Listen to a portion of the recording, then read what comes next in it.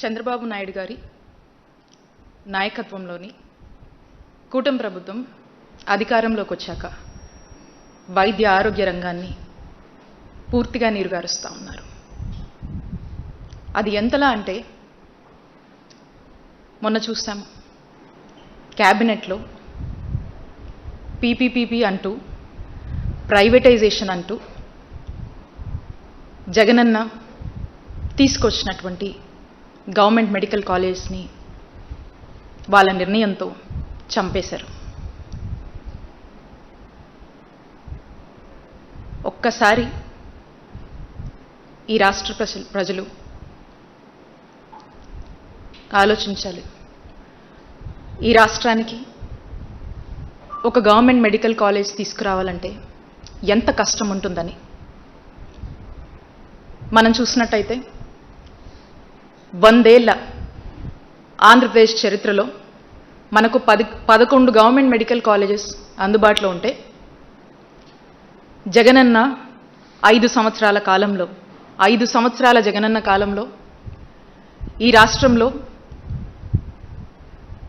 17 కొత్త government medical కాలేజీలు 8,500 కోట్లు ఖర్చు చేస్తూ ఈ రాష్ట్రంలో మెడికల్ కాలేజెస్ తీసుకురావాలని గవర్నమెంట్ పరిధిలో వాటిని ముందుకు తీసుకువెళ్ళి ఎంతోమంది వైద్య విద్య అభ్యసించాలని చెప్పి ఎదురుచూస్తున్నటువంటి విద్యార్థులకు, అలాగే ఈ ప్రాంత ప్రజలకు tertiary care services, super speciality వైద్య సేవలు ఆ ప్రాంతంలోనే ఎక్కడికక్కడ ఆ ప్రాంతంలోనే అందజేయాలి అనేటువంటి ఒక గొప్ప ఆలోచనతో ఈ కార్యక్రమానికి శ్రీకారం చుట్టారు.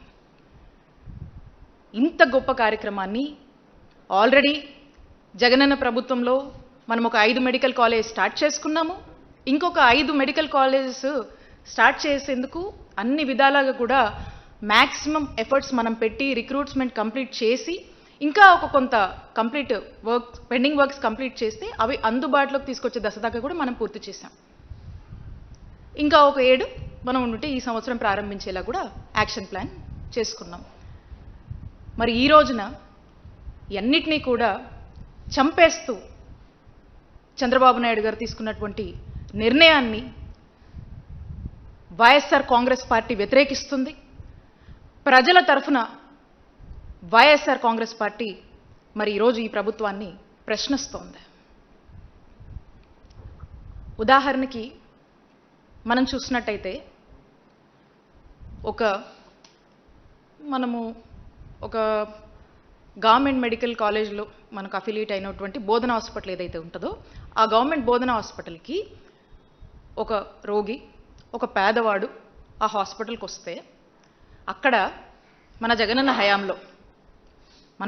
హయాంలో చూస్తే అక్కడ ఆ రోగికి వచ్చినటువంటి ఆ పేదవాడికి ఓపీ ఫ్రీ, ఆ తర్వాత డాక్టర్ కన్సల్టేషన్ ఉంటుంది, అది ఫ్రీ. ఆ డాక్టర్ కన్సల్టేషన్ తర్వాత ఆ రోగికి ఏదైనా మందులు రాస్తే ఆ మందులు ఫ్రీ. లేదు ఏదన్నా టెస్టులు చేసుకోమని అతనికి ఉన్నటువంటి పరిస్థితి వల్ల ఓ సిటీ స్కానో, ఓ ఎంఆర్ఓయో, ఒక ఎక్స్రేయో లేదా ఏదైనా బ్లడ్ టెస్టులు ఏదైనా చేసుకోమంటే అవి ఫ్రీ. ఆ టెస్టుల తర్వాత ఆ రిపోర్ట్ తీసుకొని మళ్ళీ రీకన్సల్టేషన్కి వెళ్తే ఆ రీకన్సల్టేషన్ ఫ్రీ. లేదు మందులు వేసుకుంటే సరిపోతుంది, లేదంటే ఏదైనా సర్జరీ చేయాలో లేదా ఆపరేషన్ చేయాలో ఏదైనా థెరపీ చేయాలో ఏదన్నా చెప్పినా ప్రతి అక్కడున్నటువంటి ఏ ట్రీట్మెంట్ ఆ డాక్టర్ సజెస్ట్ చేసినా కూడా అది ఫ్రీయే. అక్కడ ఆ పేదవాడికి ₹1 కూడా తన సొంత ఖర్చు లేదు, తన మీద ఏ భారం పడట్లేదు. ప్రభుత్వంగా జగనన్న తీసుకున్నటువంటి బాధ్యత.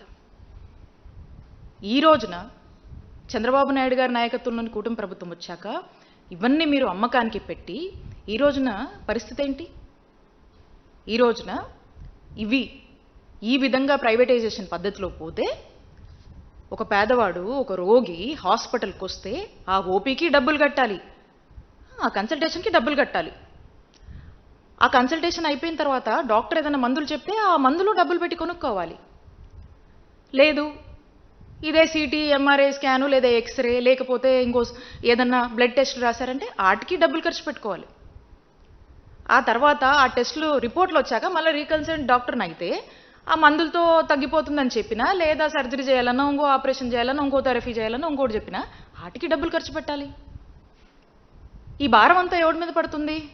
ఈ భారం అంతా ఆ పేదవాడి మీద పడుతుంది. దీనివల్ల ఆ పేదవాడి పరిస్థితి ఏంటి? అప్పుల పాలైపోతాడు, దిక్కుచోచని పరిస్థితిలోకి వెళ్ళిపోతాడు. ఈ భారం బాధ్యత గల ప్రభుత్వంగా మీది కాదా అని నేను ఈ కూటమి ప్రభుత్వాన్ని ప్రశ్నిస్తున్నాను. జగనన్న ప్రభుత్వంలో అయితే ఇవన్నీ ఫ్రీగా పేదవాడికి మనం అందుబాటులోకి తీసుకొచ్చాము. ఈరోజు ప్రైవేటైజేషన్ పేరుతో కూటమి ప్రభుత్వం ఇవన్నీ కూడా పేదవాడి దగ్గర నుంచి డబ్బులు వసూలు చేసి ఈ విధంగా బిజినెస్ చేసుకుంటూ, ఈ విధంగా సొమ్ము చేసుకుంటూ పేదవాడిని గాలికి వదిలేసినటువంటి పరిస్థితులు ఈరోజు ఈ ప్రైవేటైజేషన్ పద్ధతిలో నెలకొంటున్నాయి. ఇది ఇంకా పెరిగిపోతుంది. ఇది ప్రైవేటైజేషన్కి ప్రభుత్వంలో మనం కొనసాగిస్తే ఉండేటువంటి తేడా. ఇది మా జగనన్న హయానికి మీ ప్రైవేటైజేషన్ పద్ధతిలో మీరు నడిపించాలనుకుంటున్నటువంటి విధానానికి ఉండేటువంటి తేడా అని చెప్పి మీకు స్పష్టం చేస్తూ ఉన్నాను. ఇదే కాదు, మీరు చూస్తే ఒక గొప్ప ఆశయంతో, ఒక గొప్ప సంకల్పంతో దేశ చరిత్రలో ఏ ముఖ్యమంత్రి, ఏ రాజకీయ పార్టీలు ఎవ్వరూ చేయనటువంటి సాహసం, అలాంటి ఒక చరిత్ర క్రియేట్ చేస్తూ జగన్మోహన్ రెడ్డి గారు తన 5 ఏళ్ల పాలనలో 17 గవర్నమెంట్ కొత్త మెడికల్ కాలేజ్ని తీసుకురావాలని ఆలోచన చేసి దాని తగ్గట్టుగా అడుగులు వేసి మరి కాలేజీలో ప్రారంభించి ఈ విధమైనటువంటి అడుగులు వేసి నిరూపించారు. దీన్ని ఏ విధంగా నిర్వీర్యం కరుస్తున్నారో చూస్తూ ఉన్నాం. మనము ఈ మెడికల్ కాలేజ్, ఈ కొత్త మెడికల్ కాలేజ్లో ఎవరైతే వైద్య విద్య అభ్యసించాలనుకుంటున్నటువంటి విద్యార్థులు ఉంటారో వీళ్ళకి సంబంధించి మనము మన ప్రభుత్వ రంగంలో తీసుకొచ్చినటువంటి గవర్నమెంట్ మెడికల్ కాలేజ్కి సంబంధించి ఒక సగం ఫ్రీ సీట్స్, ఇంకొక సగానికి మనం కొంత ఫీజు పెట్టాం, ఓ ఫీ స్ట్రక్చర్ పెట్టాం. ఈ ఫీజు కూడా ఎందుకంటే ఈ సెల్ఫ్ ఫైనాన్సింగ్ పద్ధతి ఏంటంటే ఈ యొక్క మెడికల్ కాలేజ్ ఒక సర్వైవల్ కోసం, అంటే వాటికి సంబంధించినటువంటి ఫెసిలిటీస్ ఏమైతే కావాలో రెగ్యులర్గా వాటి రన్నింగ్ కోసం ఎక్కడ కూడా అంతరాయం కలగకుండా ఒక వరల్డ్ క్లాస్ ఫెసిలిటీస్తో చక్కటి వాళ్ళ యొక్క విద్య అభ్యసించడానికి ఎక్కడ కూడా ఇబ్బంది లేకుండా, అంతరాయం కలగకుండా ఈ యొక్క ఫెసిలిటీస్ ఎవరి మీద కూడా ఆధారపడకుండా అవి వాటంతటా అవి రన్ అయ్యేదానికి ఈ ఫీజు అనేది మనం పెట్టాం. అంటే ఒక 50% ఫ్రీ, ఈ 50% ఫీజు ద్వారా వాటికి అవి సర్వైవ్ అవుతూ ముందుకు వెళ్ళాలి అనేటువంటి ఒక గొప్ప ఆలోచనతో ఈ ప్యాటర్న్ మనం తీసుకొచ్చాం మనం ప్రభుత్వ రంగంలో ఉన్నటువంటి ఈ మెడికల్ కాలేజ్ విషయంలో. ఇప్పుడు ఈ ప్రైవేటైజేషన్ పద్ధతిలో ఏమవుతుందన్న, ఈ ప్రైవేటైజేషన్ పద్ధతిలో ఇవే మెడికల్ కాలేజెస్ ఏమవుతాయంటే ఏవో కొన్ని సీట్లు ఫ్రీగా ఇస్తారు, ఇక మిగతా సీట్లన్నీ కొన్ని లక్షలకి కోట్లకి అమ్ముకుంటారు. అంటే ఒక పేద విద్యార్థి మన రాష్ట్రంలో వైద్య విద్య అభ్యసించాలంటే ఈ కోట్ల రూపాయలు ఎక్కడి నుంచి తీసుకురావాలి? ఈ భారం ఎవరి మీద పడుతుంది? ఇక ఈ విద్య అభ్యసించాలంటే ఈ పేద విద్యార్థుల పరిస్థితి ఏంటి? ఎవరు బాధ్యత తీసుకుంటారు? ఈ ప్రైవేటైజేషన్ వల్ల ఈ విద్యార్థుల ఆశయాన్ని, డాక్టర్ విద్య అభ్యసించాలనేటువంటి వీళ్ళ ఆలోచనని చంపేస్తున్నారు.